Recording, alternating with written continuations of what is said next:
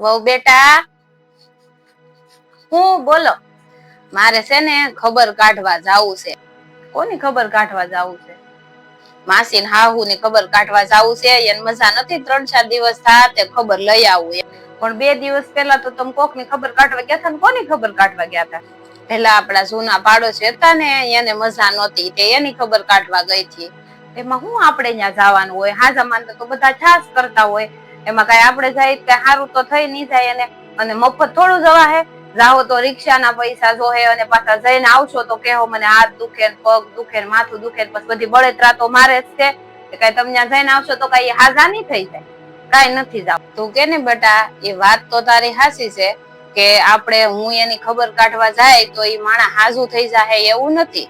પણ આ તો શું છે કે કોક માણસ બીમાર હોય અને આપણે એને ખબર પૂછવા જાય ને તો એને સારું લાગે.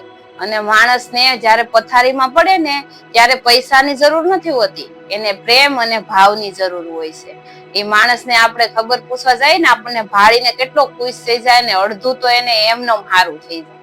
એટલે અને આપડા હોય ને ત્યાં તો આપણે જાવું જ પડે અને આપડા હોય ઈ જ આપણી વાટ જોવે અને આપણે ન જાય કોઈની ઘરે તો આપણી ઘરે કોઈ ન આવે અને પછી આપણે એમ કેય કે આપણી ઘરે તો કોઈ આવતું નથી તો કોઈ ક્યાંથી આવે આપણી ઘરે?